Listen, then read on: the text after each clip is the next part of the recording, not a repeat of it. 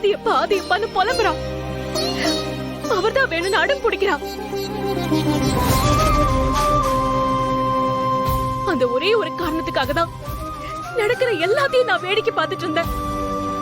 பாரதி, சரி, அப்படி உன் பொண்ணுக்காக தான் இப்படி ஒரு முடிவு எடுத்தேன்னா இந்த கல்யாணம் முடிஞ்சதுக்கு அப்புறம் பொறுமையா எல்லார்கிட்டயும் சொல்லிருக்கலாமே. ஏன் இவ்ளோ அவசரப்படுற?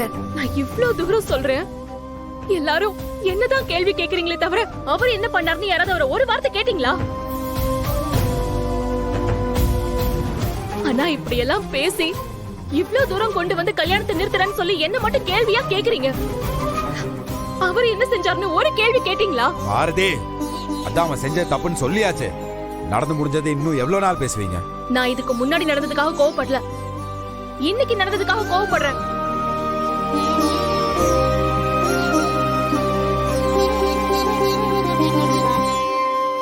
இன்னைக்கு என்னடி நடந்துச்சு? ஏன் அதையும் என்கிட்டயே தான் கேப்பியா?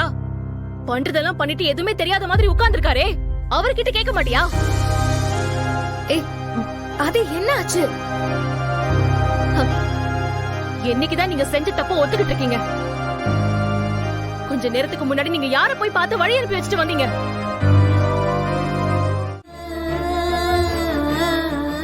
இனிமே நான் நல்லா இருப்பேன்னு நினைக்கிறியாமா? சரி, என்ன பார்த்து ஏன் பயந்து ஓடுறீங்க? இனிமே நல்லா இருப்பேன்னு சொன்னல, அது என்னால கெட்டு போயிடக் கூடாதுன்னு தான் அழகர் எனக்கு போன் பண்ணி எல்லா விஷயத்தையும் சொன்னா. ஆதி, நானும் ஒரு ஆர்வத்துல கிளம்பி வந்துட்டேன். ஆனா இங்க வந்ததுக்கு அப்புறம் தான் நான் இங்க வந்திருக்கவே கூடாதுன்னு தோணுச்சு. ஏமா இப்படி எல்லாம் பேசுறீங்க? என்னப்பா புரியாத மாதிரி கேக்குற? பாரதிக்கு ஓ மேல இருக்கிற கோபத்தை விட என் மேலதான் கோபம் அதிகம்னு உனக்கு தெரியாதா? மனசரிஞ்சு நீ யாருக்கும் எந்த கெடுதலும் பண்ணல. இருந்தாலும் அந்த கடவுள் உன்னை ரொம்ப கஷ்டப்படுத்துறா. ஆதி, விடுங்கம்மா, அதான் எல்லாம் சரியாகிற மாதிரி இருக்குல்ல. அம்மா, நீங்க எங்கேயே இருங்க, நான் தமிழை மட்டும் போய் கூட்டிட்டு வரேன். அவளை மட்டுமாவது கொஞ்சம் பார்த்துட்டு போங்க. நானும் அவளும் பார்த்து பேசிட்டோம். எப்படிமா? இப்பதான் கொஞ்ச நேரத்துக்கு முன்னால சாமி கும்பிட வந்திருந்தாப்பா. என்ன பார்த்ததும் பாட்டின்னு சொல்லி தமிழ் ஓடி வந்து கட்டி புடிச்சுக்கிட்டா. என் உடம்புக்கு அப்பதான் தெம்பே வந்துச்சு. அவ மனசுல அவ்வளவு ஏக்கம் இருக்குப்பா. நாம எல்லாரும் ஒரே வீட்டுல இருக்கணும், பழைய மாதிரி சந்தோஷமா இருக்கணும்னு அவ ரொம்ப ஏங்கி போயிருக்கா. ஆதி, என்கிட்டயும் அவ அப்படிதான் அடிக்கடி சொல்லிக்கிட்டே இருப்பா. அவளுக்காகவாவது பாரதி மனச நீ மாத்தி சீக்கிரம் கூட்டிட்டு வா. ஆதி, அவ்வளவு பெரிய வீடு இருக்கு, விதத்துக்கு ஒரு கார் இருக்கு, கூப்பிட்டா ஓடி வந்து வேலை பார்க்க அத்தனை ஆளுங்க இருக்காங்க. இருந்தாலும் அந்த வீட்டுல பாரதியோட காலடி சத்தமும் தமிழோட விளையாட்டு சத்தமும் இல்லாம வீடு வெறிச்சோடி போயிருக்குப்பா. காசு பணம் இருந்து என்னத்தை செய்ய? பிடிச்சவங்க கூட இல்லாம என்ன வசதி இருந்தாலும் நாம ஏழைங்க தான்ப்பா. சரிப்பா, உன்னை எல்லாரும் அங்க தேடுவாங்க, நீ போ, நானும் கிளம்புறேன். ஏமா, நீங்க இங்க இருந்தா தானே பிரச்சனை. நான் டவுன்ல ஒரு ஹோட்டல் புக் பண்றேன், நீங்க அங்க இருங்க. நான் எல்லாத்தையும் முடிச்சுட்டு வந்து உங்களை பாக்குறேன். வேண்டாம் ஆதி, ஒரு ஓரமா நின்னாவது இந்த கல்யாணத்தை பார்க்கலான்னு தான் நான் நினைச்சேன். ஆனா இதுக்கப்புறம் நான் இங்க இருந்தா நீ பார்த்த மாதிரியே பாரதி என்ன பாத்துருவா. அப்புறம் நீ இவ்வளவு தூரம் கஷ்டப்பட்டதெல்லாம் வீணா போயிடும்பா.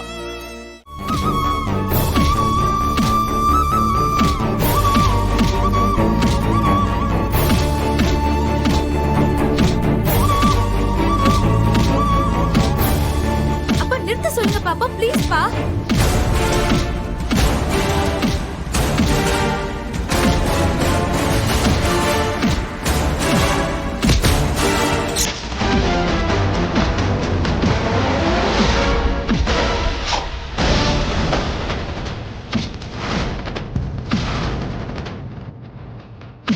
ஐயோ, என்னது?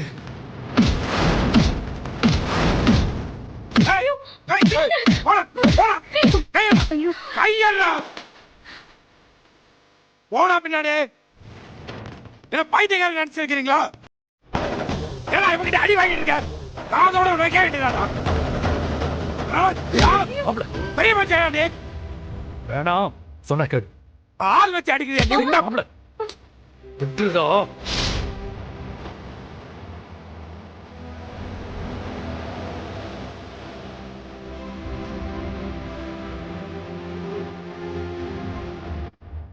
எப்ப அவங்க நான் கட்டின தாலியை வேண்டாம்னு சொன்னாங்களோ அப்பவே நான் செத்துட்டேன் மாப்பிள.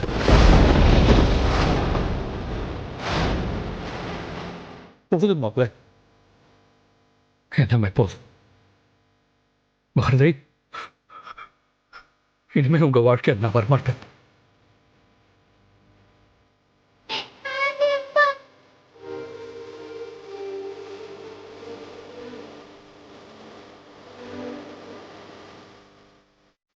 ஏய் என்ன